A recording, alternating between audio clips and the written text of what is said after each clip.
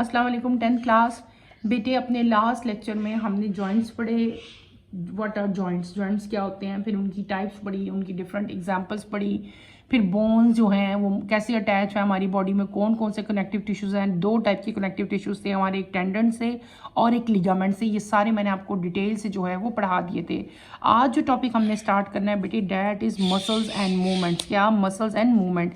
We know that when bone move at joint, they produce movement. ठीक है, ये the movements in bones are brought about by the contraction of skeletal muscle, which are attached with them by tendons. The role of skeletal system is as follows.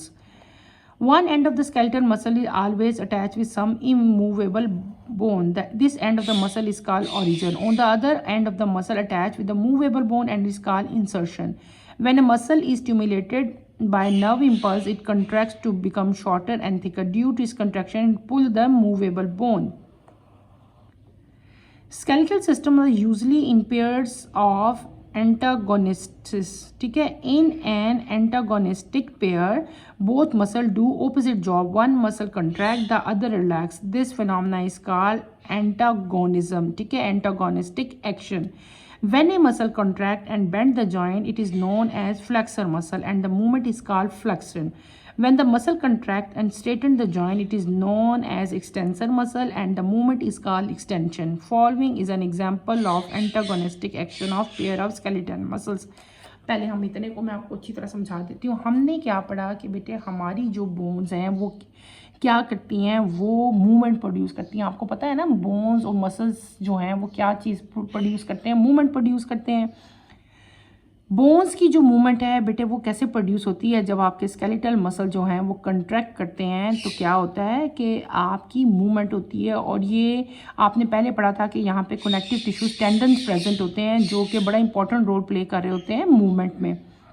अच्छा, अब एक नई चीज़ आपने आज पढ़नी है, वो क्या है कि जो स्केलेटल मसल का एक एंड होता है ना, वो हमेशा बेटे इमूवेबल बोन के साथ जुड़ा होता है और जो दूसरा एंड होता है वो हमेशा मूवेबल के साथ जो है वो जॉइन होता है। ये दो चीज़ें आपने याद रखनी है। एक एंड आपका किसी भी मसल का एक एंड जो है वो इमूवेबल बोन के साथ अटैच होगा और दूसरा एंड जो है वो मूवेबल के साथ अटैच होगा। और वो एंड किसका एंड, मसल का है, वो एंड बेटे जो इमूवेबल बोन के साथ अटैच होता है उस एंड को हम लोग क्या कहते हैं, उसको कहते हैं हम ऑरिजिन। क्या कहते हैं? ऑरिजिन कहते हैं। और दूसरा एंड, दूसरा कौन सा है, जो मूवेबल बोन के साथ अटैच है उसको हम लोग क्या कहते हैं, उसको हम कहते हैं इंसर्शन। क्या कहते हैं? इंसर्शन कहते हैं। क्लियर हो गया? दो चीज़ें पढ़ ली, दो एंड पढ़ लिए, एक ऑरिजिन पढ़ लिया, एक क्या पढ़ लिया, इंसर्शन। ऑरिजिन वो है जो इमूवेबल जॉइंट के साथ जुड़ा हुआ है और जो मूवेबल के साथ जुड़ा हुआ है उसको हम लोग क्या कहते हैं, इंसर्शन कहते हैं। और आप जब मसल की जो मूवमेंट है बेसिकली तो वो भी तो ब्रेन के अंदर से ही कंट्रोल हो रही है ना, ब्रेन में से मैसेज आ रहा है in the form of nerve impulse. तो जब भी नर्व इम्पल्स आती है तो क्या होता है कि मसल जो है वो शॉर्टर हो जाता है, थिकर हो जाता है, यानी कि उसके अंदर कंट्रैक्शन होती है।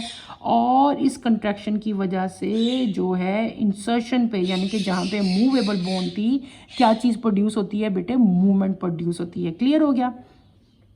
ये था सिंपल, हमने पढ़ा कि मूवमेंट बेसिकली हो कैसे रही है। इसमें हमने दो इंपॉर्टेंट चीज़ पढ़ ली, एक हमने पढ़ लिया ऑरिजिन, एक हमने पढ़ लिया insertion.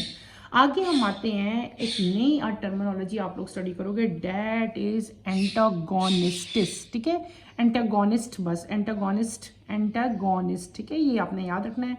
एंटा ANTA, gonist GONISTS, antagonist. ठीक है, स्केलेटल मसल जो है हमेशा जो है दे आर इन पेयर। क्या? They are in pairs. Usually ज़्यादातर ऐसे ही होता है, स्केलेटल मसल जो है वो in the form of pairs होते हैं और इन पेयर्स को हम लोग क्या कहते हैं, एंटागोनिस्ट कहते हैं। एंटागोनिस्टिक पेयर, जब पेयर की बात करेंगे तो एंटागोनिस्टिक पेयर कहेंगे। एंटागोनिस्टिक पेयर जो है इनकी ऑपोजिट जॉब्स हैं, एक मसल कंट्रैक्ट करेगा तो एक मसल रिलैक्स करेगा।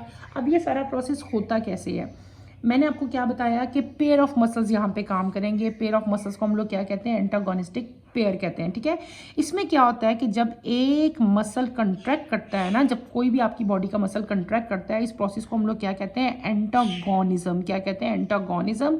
और एंटागोनिज्म की वजह से जो एक्शन परफॉर्म कर रहे होते हैं उन एक्शंस को हम लोग क्या कहते हैं, एंटागोनिस्टिक एक्शन कहते हैं। ठीक है, बात क्या हो रही है, बात हो रही है मसल के कॉन्ट्रैक्ट होने की। जब मसल कॉन्ट्रैक्ट बेटे करता है, आपने याद रखना है, इस जब मसल कॉन्ट्रैक्ट करता है तो जॉइंट जो है उसके अंदर बेंडिंग होती है, आप जॉइंट को बेंड कर सकते हो। ठीक है, इसको हम लोग क्या कहते हैं, इसको हम लोग ये जो मसल जो ये जिसके अंदर कंट्रैक्शन हो रही है इस तरह के मसल्स को हम लोग क्या कहते हैं, फ्लेक्सर मसल कहते हैं। क्या कहते हैं, फ्लेक्सर मसल कहते हैं, जिसकी वजह से आपका जॉइंट बेंड हो रहा है, और इस मूवमेंट को हम लोग क्या कहते हैं, इसको हम लोग कहते हैं फ्लेक्शन। अब देखो यहाँ तक आपने एक चीज़ याद रखनी है कि हमने क्या पढ़ा, हमने पढ़ लिया कि जब एक मसल कंट्रैक्ट करता है तो इस फिनोमेना को one muscle contract other relax, ये जो एक कॉन्ट्रैक्ट करता है और एक रिलैक्स करता है, इस फिनोमेना को हम लोग क्या कहते हैं, एंटागोनिज्म कहते हैं। क्या, दो मसल्स है ना, पेयर की फॉर्म में वो एक्ट कर रहे हैं, एक कॉन्ट्रैक्ट करेगा एक रिलैक्स करेगा, इस फिनोमेना को हम लोग क्या कहते हैं, एंटागोनिज्म। और इस एक्शन को हम लोग क्या कहते हैं, एंटागोनिस्टिक एक्शन। अब मैंने पहले आपको बता दिया कि एक कॉन्ट्रैक्ट करेगा एक रिलैक्स करेगा, कैसे है वो, जब मसल कॉन्ट्रैक्ट करता है तो जॉइंट क्या करता है, बेंड करता है, मुड़ता है। ठीक है, ये बात आपने याद रखनी है।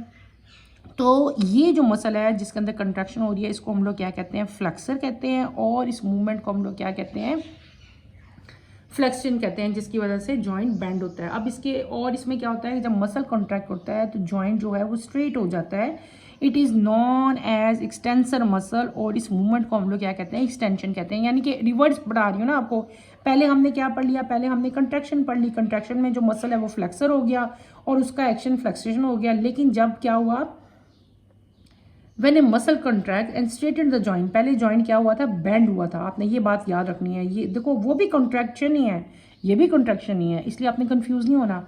जब मसल कॉन्ट्रैक्ट किया तो जॉइंट बेंड हुआ। दूसरे केस में क्या हुआ, जब मसल कॉन्ट्रैक्ट दोबारा किया तो मसल जो आपका जॉइंट है वो क्या हो गया, वो स्ट्रेट हो गया। तो फिर हम मसल को क्या कहेंगे, उस मसल को हम तब क्या लेंगे, एक्सटेंसर, जिसकी वजह से जॉइंट स्ट्रेट हो जाता है। और ये जो मूवमेंट है इसको हम लोग क्या कहते हैं, एक्सटेंशन कहते हैं। क्या कहते हैं, एक्सटेंशन कहते हैं। क्लियर हो गया।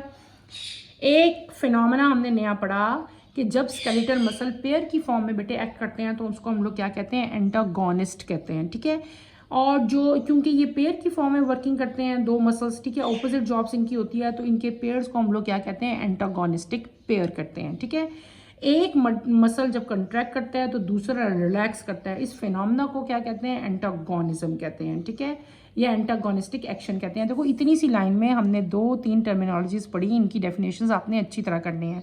फिर आगे आपके फ्लेक्सर और एक्सटेंसर आते हैं। इनमें क्या फ़र्क है, जब मसल कंट्रैक्ट करता है तो जॉइंट बेंड हो जाता है, इसको हम लोग क्या कहते हैं, फ्लेक्सर मसल कहते हैं। अगर इसके ऑपोजिट देखो कि जब मसल आपका कंट्रैक्ट करेगा और जॉइंट को स्ट्रेट कर देगा तो इसको हम लोग क्या कहेंगे, एक्सटेंसर मसल कहेंगे।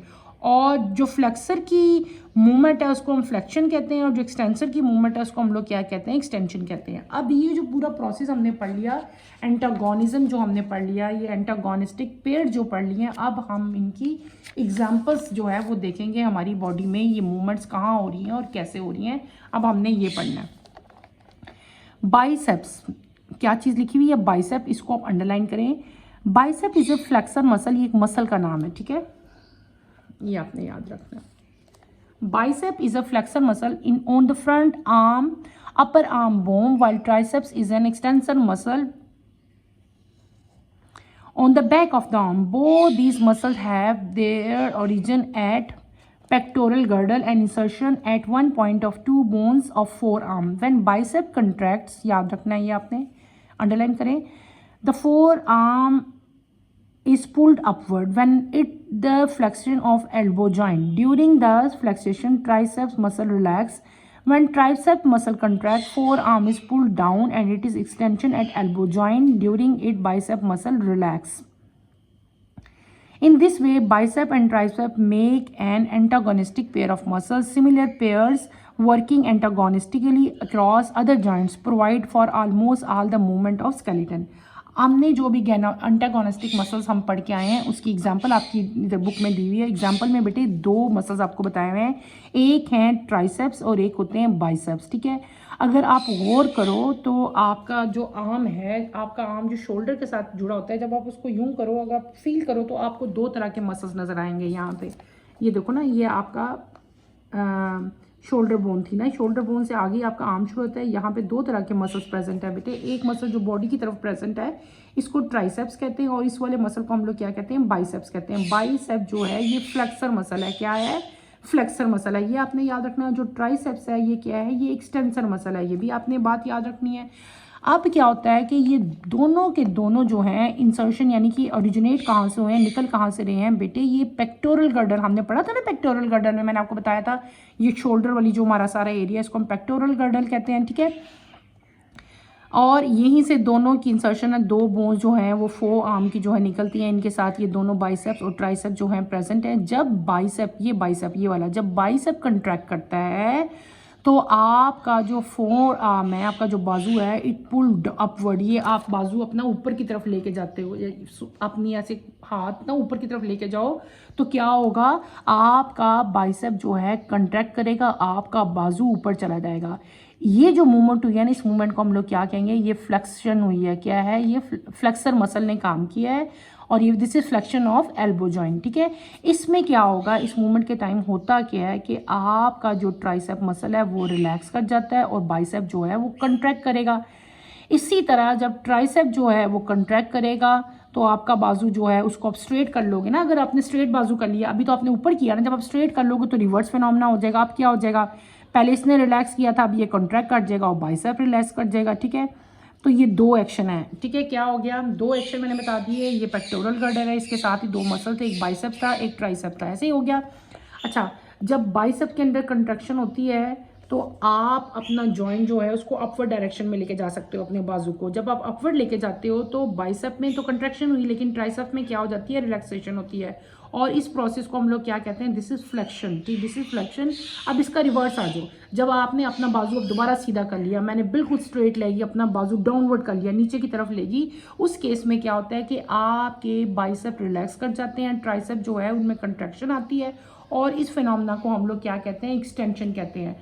ये दोनों मसल जो हैं इनकी जो मूवमेंट्स है, कंबाइंड मूवमेंट, एक अपवर्ड और एक डाउनवर्ड, ठीक है, इनकी मूवमेंट को हम लोग क्या कहते हैं, एंटागोनिस्टिक ये मसल्स हैं, एंटागोनिस्टिक ये एक्शंस हैं। क्लियर हो गया बेटे, यही आपने पढ़ना है, इसको अच्छी तरह देखना है। टॉपिक मैं यहीं पे अपना एंड करूंगी। हमने आज क्या पढ़ लिया, आज के टॉपिक में बेटे मैंने आपको क्या पढ़ा दिया, मसल्स एंड मूवमेंट जो है ये हमने डिटेल से पढ़े।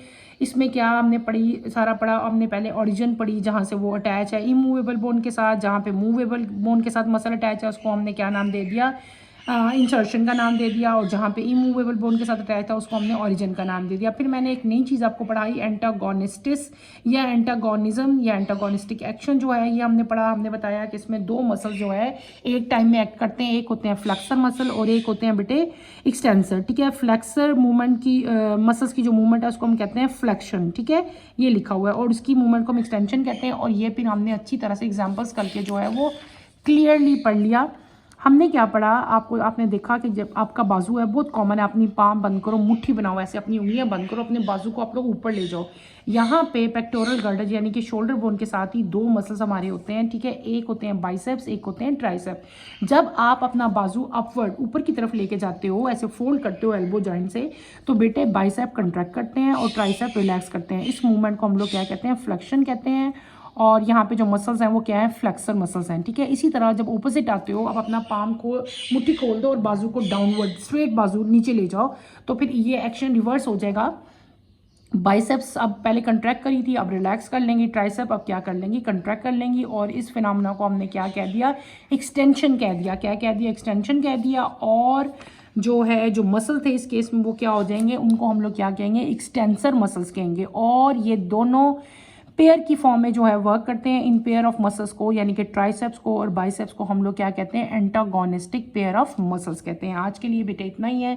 नेक्स्ट लेक्चर की नोटिफिकेशन के लिए आप चैनल को शेयर करें, सब्सक्राइब करें और लाइक करें। इसके साथ ही यहीं पे हम अपना टॉपिक जो है वो एंड करते हैं बेटे। Feel free to ask any question, जो प्रॉब्लम है, जो मुश्किल है आपने मेरे से पूछनी है। अल्लाह हाफिज़ स्टूडेंट्स।